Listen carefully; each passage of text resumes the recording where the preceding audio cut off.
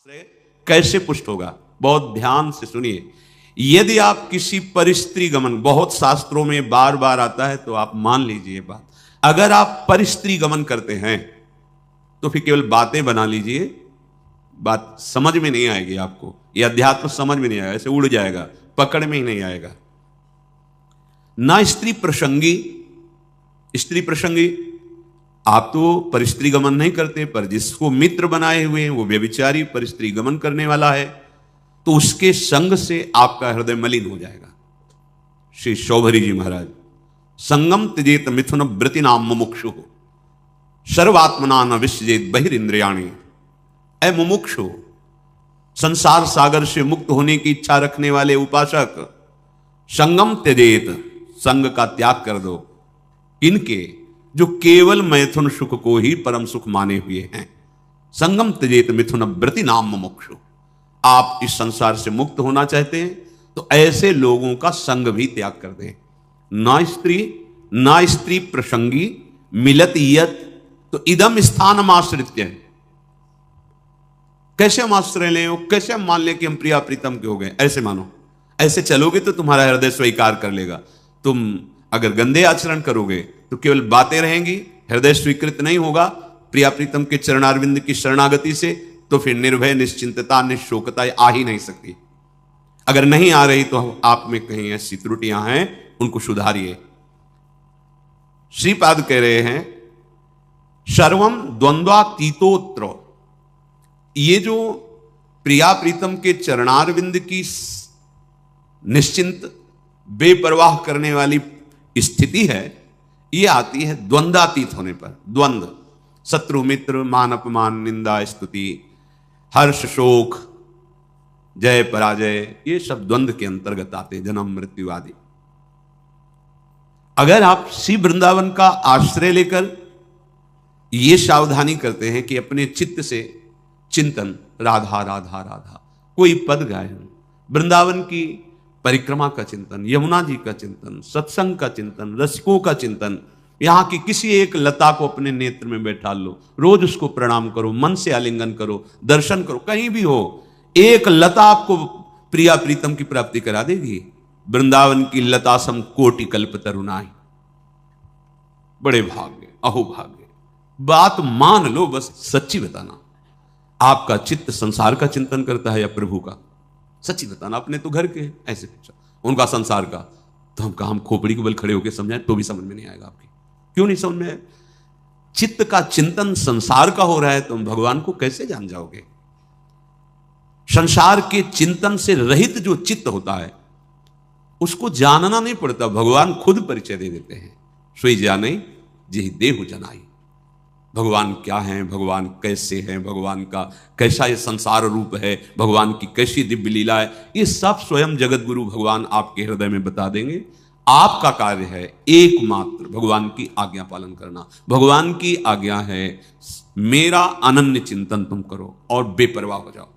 जो तुम्हें कर्तव्य कर्म मिला उसे करो और मेरा नाम जप करो, अनन्य चिंतन करो। मैं योगक्षेम देख लूंगा, मैं तुम्हें संसार समुद्र से पार कर दूंगा, मैं तुम्हारे सारे पाप नष्ट कर दूं। ये भगवान के वचन है। आप ऐसे वृंदावन की एक लता का चिंतन करने से भगवत प्राप्ति हो जाएगी। आप करो, देखो तो। ये लता जानते हो, बड़े बड़े परमहंसों के द्वारा वंदनीय पूज्य, जो प्रेम रस में डूबे हुए महापुरुष हैं, वो श्री जी की सेवा के लिए यहां खगमृग पशु पंछी लता बने हुए, मलिन नेत्र हैं इसलिए हम नहीं जान पा रहे। द्वंद्वातीतोत्र, बिना द्वंद्वातीत स्थिति हुए आप प्रभु के आनंद को नहीं प्राप्त हो सकते। अनुकूल मिला तो हर्षित हो गए, प्रतिकूल हुआ तो शोकित हो गए, जय हुई तो ढोल बज रहे हैं, पराजय हुई तो निराश हो। एक वही स्थिति है। भगवदानंद जानने के लिए पहले द्वंद्वातीत होना अनिवार्य है। निर्द्वंदो भवति, ये भगवत चिंतन परायण अंतःकरण में ही ये भागवतिक तत्व का अनुभव होता है। जैसे निर्मल जल, शांत जल तो नीचे की वस्तु दिखाई देती है, ऐसे ही जो आत्म तत्व से प्रकाशित हो रहा है अंतःकरण, उसी के बल से आप वहां तक दृष्टि पहुंच जाएगी जो अपना स्वरूप है, जो मैं है। अध्यात्म को बातों से नहीं जाना जाता, निरंतर चित्त की स्थिति को जहां जानना है वहां लगाना है। संसार से चित्त हटाए बिना प्रभु को जान नहीं सकते, पक्की बात समझ लो।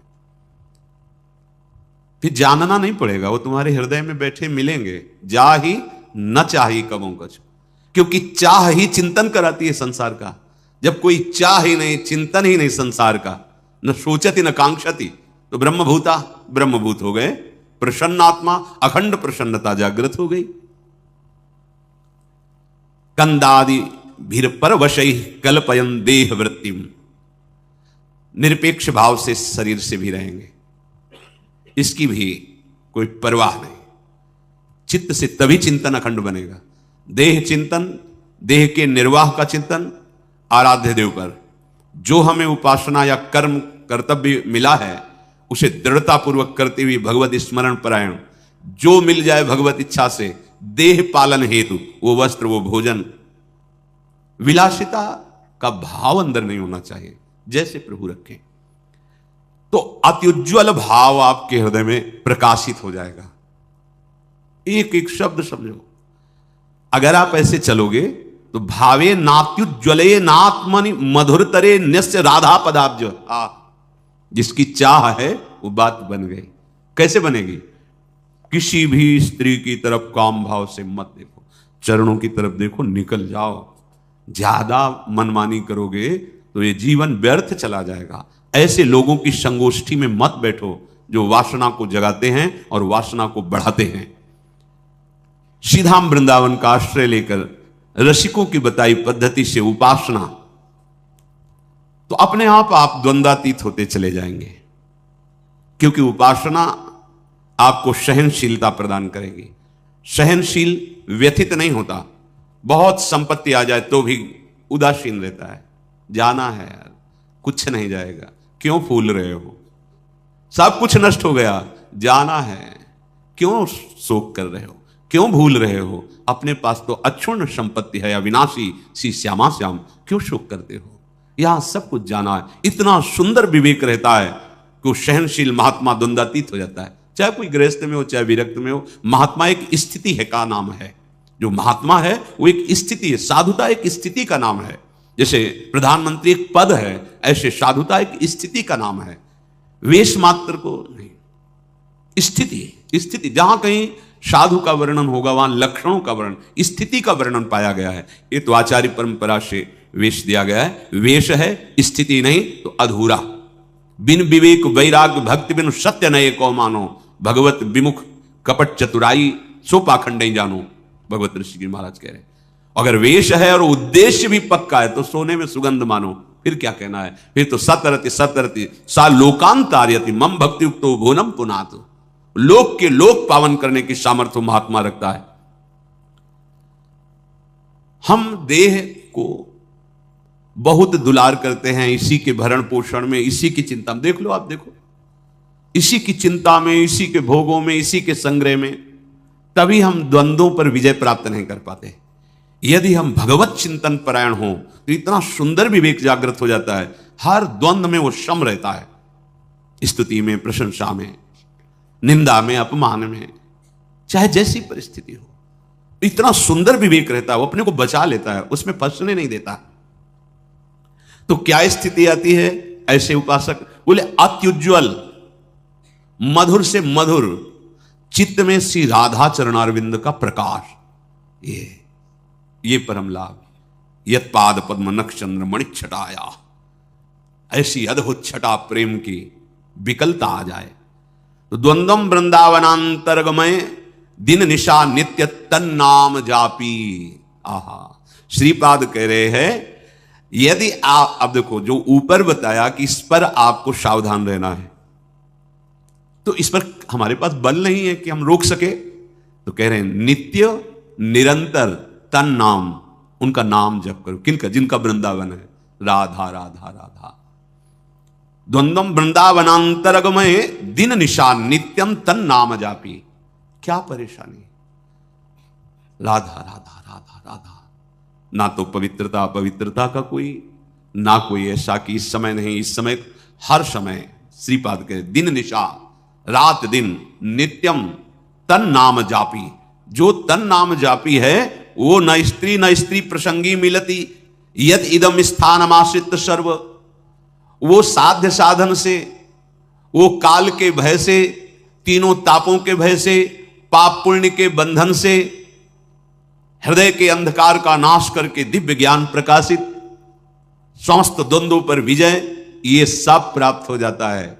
अच्छे से समझ लो, वृंदावनांतर्गमय दिन निशा नित्य तन नाम जापी, रात दिन वृंदावन में जिनकी जय घोष होती रहती है, महारानी जो राधा राधा राधा राधा राधा, लालजू के हृदय का आह्लाद, प्रेम मूर्तिमान शांद्रानंद घन प्रेम मूर्ति किशोरी, राधा राधा, मान लो सब स्थितियां आपके हृदय में आ जाएंगी। अब बातें केवल करो और नाम जप ना करो, धाम चिंतन सत चिंतन न करो, फिर ये स्थिति कहां से आएगी? जहां चिंतन करते हो वही दशा आएगी आपके अंदर। विषयों का चिंतन करते हो तो विषयों की दशा आएगी, विषय नाशवान, परिवर्तनशील, शोक में, दुख में, दुखालयम में दुख ही तो है। तो यही आपको प्राप्त हो रहा है। बचना चाहते हो इससे, और चिंतन करते हो वही जिससे आपको ये दुख प्राप्त हो। चिंतन बदलो, आचरण बदलो, लक्ष्य आपका दृढ़ हो, असत नहीं सत, असतो मां सदगमय। जो हम असत शरीर असत व्यवहार में हैं, अब हमारी यात्रा सत की होगी, सच्चिदानंद की होगी। श्री विदुर जी महाराज धृतराष्ट्र जी को उपदेश करते हैं, नवद्वारमिदं वेश्म त्रिस्थूणम पंच साक्षिकम क्षेत्रज्ञाधिष्ठितम विद्वान यो वेद स परः कवि। हे महाराज धृतराष्ट्र, आंख कान आदि ये 9 द्वार वाला जो देह है, शतोगुण रजोगुण तमोगुण रूपी खंभों से ये स्थित है, अर्थात त्रिगुण के द्वारा ही इसकी रचना हुई है। 5 ज्ञानेंद्रियां विषयों को भोगने वाली हैं, परिचय कराने वाली। आत्मा राजा की तरह विराजमान है। इस महल में 9 द्वार वाले राजा की तरह आत्मा विराजमान है। अब मंत्री बड़े बेईमान हो गए, गलत सलाह देने लगे। बुद्धि मन ये मंत्रणा का परिकर है। जैसे राजा को लुभायमान करके दस्तखत करवा ले, ऐसे मन बुद्धि हमको बार बार पढ़ो, ये भोग लो, ये देख लो, ये खा लो, ये सूंघ लो, ये ऐसा करो, ऐसा करो, बड़ा सुख मिलेगा। हम राजी होते चले गए और हम फंस गए। अब अपने आप से अपने आप का उद्धार करो, भगवान जो कह रहे हैं। अब होश में हो जाओ, तुम्हारे सलाहकार गलत हैं। जांच कैसे करें? संत सदगुरुदेव की वाणी, शास्त्र वाणी, इससे जांच करो कि हमारे सलाहकार सही सलाह दे रहे हैं या गलत। महाराज यदि तुम ऐसा नहीं करोगे तो तुम्हारा ये पतन करवा देंगे, तुम्हारी बुद्धि, तुम्हारा मन। वही ज्ञानी है जो तत्व से ये बात जानता है कि शरीर एक घर मात्र है, मैं नहीं हूं। ये इंद्रियां सेवक हैं, ये मैं नहीं हूं। ये मन बुद्धि सलाहकार हैं आपके, आप नहीं हैं। पर आप कभी ऐसा नहीं देखते। आप शरीर को मैं देखते हैं, मन इंद्रियों को मैं में मिला लिए हैं कि मैं खा रहा हूं, मैं देख रहा हूं, मैं भोग रहा हूं, मैं चल रहा हूं। चाहे कर्मेंद्रीय विषय हो, चाहे ज्ञानेंद्रीय विषय हो, चाहे अंतःकरण, आप उसे मैं से लिए हुए हैं। तो वही ज्ञानी है जो इस बात को तत्व से जानता है। विदुर जी महाराज कह रहे हैं, जो कोई भी नशा करेगा, मत्तः शराब पीना, गांजा पीना आदि आदि जो ये नशे हैं, नहीं भाई। देखो, भगवान का प्रसाद जिसे कहा जाता है, उस सर्व दुखों का हरण करने वाला है। और भगवान का प्रसाद, भगवान का नाम, भगवान का उच्छिष्ट प्रसाद जो हमारे हृदय के पापों का नाश करके प्रसन्नता प्रदान, प्रसादे सर्व दुखा नाम हा निरस्योपजायते। प्रसाद का मतलब ये नशा नहीं है। जो करते हो हम प्रणाम करते हैं, पर हमारा शास्त्र कहीं ऐसा किसी भी उपासना में किसी भी उपासक को आदेश नहीं करता। सिद्ध पुरुषों की बात अलग है। जैसे भगवान शिव हलाहल जहर पिए, तुम 1 बूंद पियो मर जाओगे। एक महात्मा थे, 10 तोला संख्या रोज खाते थे। पूज्यपाद उड़िया बाबा ने सुना उनका, ऐसा कैसे हो सकता है? अरे 1 तोला में 10-5 मर जाए, फिर 10 तोला। बोले महाराज झूठ बात नहीं, वो रोज शाम के 4 बजे पाते। बाबा गए उनके यहां, तो पूछा तो उन्होंने मुस्कुरा के कहा, हाँ पते 10 तोला संख्या आप कैसे पा जाते? बोले शाम के 4 बजे बैठना, सिलबट्टा में डाला धतूरा संख्या जहर, पीसा, खप्पर में धोया, पी गए। बोले हमारा रोज का आहार है ये। हमें महापुरुषों का वही अनुकरण करना है जो उनके उपदेश से मिलता हो। कोई भी नशा, यहां देखो धर्मराज के साक्षात स्वरूप है, कोई भी नशा करने वाला तत्वबोध को प्राप्त नहीं होता। जो तत्वबोध को प्राप्त हो गया है उसके ऊपर कोई नियम नहीं है। जैसे आदि गुरु भगवान शंकराचार्य जी आगे जा रहे थे, पीछे शिष्यजन जा रहे थे, पता नहीं क्या भाव आया, मछलियां उठाई, ऐसे बिक रही थी, ऐसे उठाए वो खा लिया। जब देखा गुरुजी ने खा लिया तो 4 शिष्यों ने नहीं खाया और शिष्य ने। आगे जा रहे थे तो भ्रमण ही करते थे तो कांच गलाया जा रहा था, खप्पर में खोलता हुआ कांच ले पी गए। जिन्होंने नहीं पिया तो वहां भी नहीं पिए, जो पिए थे वो जो मछली पाए थे उनसे कहा पियो। कांच कैसे पिएंगे, मर जाएंगे, तो मछली क्यों खा ली? जो नहीं खाए थे उनसे कहा आपने क्यों नहीं खाया जब हमने खाया? तो उनका प्रभु आपने आदेश नहीं किया। ठीक, आपने क्यों पा लिया? बोले आपने पाया तो हम पी तो रहे हैं, गलाया हुआ कांच पी ना पिए। ऐसे किया तो जीवित मछलियां निकल पड़ी, सिद्ध योगी प्रवाहित कर दिया नदी, आप वो तो लीवर में जाके पचने लगी। हमें वो अनुकरण बात नहीं करनी जिसका वो आदेश न कर रहे हो, उनके उपदेश से जो उनके आचरण मिले, शास्त्र सम्मत बात है। महापुरुषों के जो आचरण उनके उपदेश से मिले बस वही अनुकरणी है। वो क्या कर रहे हैं? कोई भी नशा, जैसे कहते हैं भाई हमने सुना है ऐसे, फिर ध्यान में अली ब्रह्मलोक पहुंच गए। भाई हम प्रणाम करते सिद्धों को, हम उनके चरण सेवक हैं, पर हम अपने जैसे साधकों के लिए कह रहे भाई सिद्ध पुरुष तो हलाहल पिए हो जाने, उनका काम उनकी मस्ती, वो तो भगवान को प्राप्त हो गए। भैया उनका काम बन गया है, उनमें भगवान में अंतर नहीं। जैसे सखागण और गौवें गोपगण फंस गए दावानल में, कन्हैया बचाओ तुम्हारे सिवा कोई नहीं बचा सकता। बोले भैया आंख मूंद लो, मुंह में पी गए, पूरे ज्वाला को पी गए मुंह में। एक कोयला लाल लाल रखो मुंह में, अभी रख पाओगे? नहीं, भगवान के मुख से साक्षात अग्नि का प्रादुर्भाव हुआ है। भगवान उसी जगह उसको रोक ले, आओ अपने स्थान पे आ जाओ, भगवान ही तो सर्व रूपों में। तो जो भगवान को प्राप्त महापुरुष हैं उनमें और भगवान में अंतर नहीं, ब्रह्मविद ब्रह्मविभूत। अब उनके ऊपर आप ही ऐसे नहीं कर सकते कि ये खा रहे हैं, बड़े सिद्ध महापुरुष थे। तो जहां भिक्षा नहीं लेनी चाहिए वहां से निकले, रोटी बन रही थी, ला रहे रोटी, तो डर गए महाराज जी, अरे ला इसमें रोटी लिया, का इसमें कहीं वो है जो उन्होंने सब है कुछ, ब्रह्मार्पण ब्रह्म भगवद अर्पण कर। लेकिन वो आचरण हमारे लिए जो आदेश करें वही अनुकरणीय नहीं है। महापुरुष जो आचरण कर रहे हैं वो आचरण उनके उपदेश से मिलता है कि नहीं? अगर नहीं मिलता तो हम प्रणाम करते हैं, वो हम कर नहीं सकते। कोई भी नशा साधक को, हम सिद्धों के लिए नहीं कहते हैं, कोई भी नशा खा करके आप भगवत तत्व का चिंतन, भगवत बोध नहीं प्राप्त कर सकते। सबसे बड़ी कमी, आपको उस नशे में सुख लग रहा है क्योंकि बुद्धि शिथिल होती है, तो आपको लग रहा है बड़ा आनंद आ रहा है।